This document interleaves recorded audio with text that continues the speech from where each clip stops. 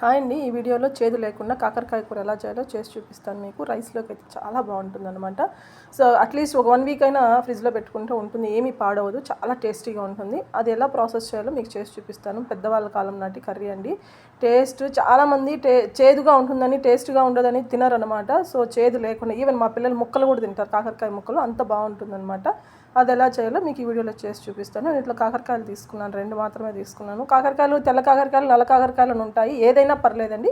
కూర అయితే చాలా బాగుంటుంది, ఏ కాకరకాయ తీసుకున్నా పర్లేదు. ఇక్కడ ఈ ముక్కలు ఆ కాకరకాయలు తీసేసుకుని వాటిని ముక్కలుగా కట్ చేసేసి ఒక గిన్నెలో నీళ్ళు పోసుకున్నాను. ఇప్పుడు ఆ ముక్కలు వేసేసాను అందులో. దాంట్లో ఒక టీ గ్లాస్ అంత మజ్జిగ, కొంచెం పసుపు, కొంచెం ఉప్పు, కొంచెం చింతపండు వేసి ఉడకబెట్టుకోవాలి. ఆ మజ్జిగ టీ గ్లాస్ అంత వేసేది చాలా ఇంపార్టెంట్, చేదు అనేది ఉండదు. సో అది నాకు ఆ క్లిప్ మిస్ అయిందండి. టీ గ్లాస్ అంత మజ్జిగ చిలికేసి మజ్జిగ వేసేసుకోండి. పుల్లవైనా పర్లా, ఫ్రెష్గా ఉన్న పర్లేదు, ఏదైనా పర్లేదు. అది వేసేసి అది ఉడకబెట్టుకోవాలి పక్కన. మరీ మెత్తగా కాకుండా లైట్గా ఒక 5 to 10 minutes ఉడికితే చాలండి, మరీ మెత్తగా అవసరం లేదు. టమాటా వచ్చి ఒకటి కచాపచాగా, మరీ పేస్ట్లా కాకుండా కొంచెం కచాపచాగా చేసుకుంటే సరిపోతుంది. చూడండి పక్కన ఉడుకుతోంది, మరీ ఎక్కువ ఉడకాల్సిన అవసరం కూడా లేదు. అప్పుడే మనకి మళ్ళీ మనం ఆయిల్లో వేపుతాం కాబట్టి దానికి దీనికి సెట్ అయిపోయేటట్టు. మరీ ఎక్కువ ఉడికిపోయింది అనుకో, ఆయిల్లో వేపినప్పుడు మనకి చెదిరిపోతుంది, ముక్కగా ఉండదన్నమాట కాకరకాయ. సో అదొకటి చూసుకోండి. టమాటాలను కూడా కచ్చాపచ్చగా పేస్ట్ చేసి పెట్టుకున్నాము. ఇవి ఎర్రగడ్డలు కూడా సన్నగా తరిగి పెట్టుకోవాలి. ఇట్లనే తెల్లగడ్డ కూడా కచ్చాపచ్చగా దంచి పక్కన పెట్టేసుకోవాలి. ఒక ప్యాన్లో ఆయిల్ తీసుకొని అందులో ఆవాలు, మెంతులు, జీలకర్ర. మెంతులు ఫ్లేవర్ బాగుంటుందండి, మెంతులు ఖచ్చితంగా వేయాలి అనమాట, టేస్ట్ కానీ ఫ్లేవర్ బాగుంటుంది. తెల్లగడ్డలు కూడా అంతే, ఫ్లేవర్ కోసమే వేస్తామన్నమాట. సో అది కొంచెం వేపేసిన తర్వాత సన్నగా ఎంత వీలైతే అంత సన్నగా తరగాలి ఆనియను. తరిగేసి అది కూడా వేసేసాము. ఇప్పుడు కరివేపాకు కొంచెము, కొంచెం సాల్ట్ అందరికీ తెలిసింది. ఆనియన్ త్వరగా వేగడం కోసం సాల్ట్ వేస్తాం, అందరికీ తెలిసిన విషయం అది.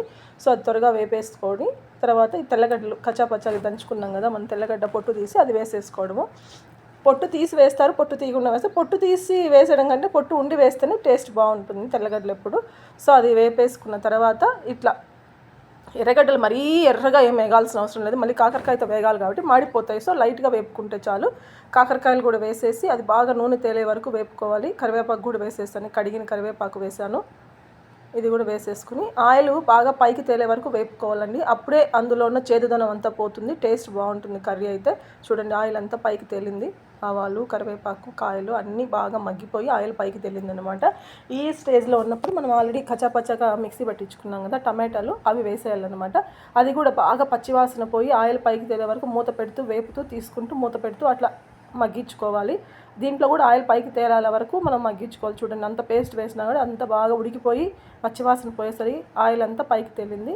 ఇలా వచ్చే వరకు పెట్టుకోవాలన్నమాట. మనము కర్రీని కలబెడుతూనే ఉండాలి, మూత పెడుతూ తీస్తూ, అప్పుడే టేస్ట్ బాగుంటుంది కర్రీ. ఓపిక్గా చేసుకోవాలండి. ఇది 1 week to 10 days ఫ్రిడ్జ్లో పెట్టుకుంటే ఏమీ కాదు, చాలా టేస్టీగా ఉంటుంది. రైస్లోకి ఎప్పుడు కావాలంటే అప్పుడు తినచ్చు, బాగుంటుంది.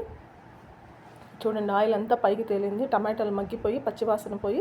ఈ స్టేజ్లో ఉన్నప్పుడు మనం కారం పొడి, ధనియం పొడి, పసుపు పొడి వేసేసుకుంటాం అన్నమాట. వీడియోలో చూపిస్తున్నట్టు చూడండి ఆయిల్ అంతా పైకి తేలింది, ఆ ముక్కలంతా దగ్గరికి పట్టేసింది, పచ్చివాసన అంతా పోయి ముక్కలకి ఈ టమాటో గ్రేవీ అంతా పట్టేసింది. సో కొంచెం కారం పొడి, కొంచెం ధనియం పొడి, కొంచెం పసుపు పొడి వేసేసాను. సో ఈ కారం పొడి చూసి వేసుకోండి, కారం ఒక్క రవ్వ ఉంటేనే బాగుంటుంది, పులుపుదనానికి అన్నిటికీ బాగుంటుంది అనమాట. ఈ పొళ్ళన్నీ ఆ ముక్కలకు పట్టే వరకు మనం బాగా కలబెడుతూ ఉండాలి. చూడండి వీడియోలో చూపిస్తున్నట్టు కలబెడుతూ ఉంటేనే ఆ ముక్కలకంతా పొళ్ళు పట్టేసి టేస్ట్ బాగా వస్తుంది అనమాట.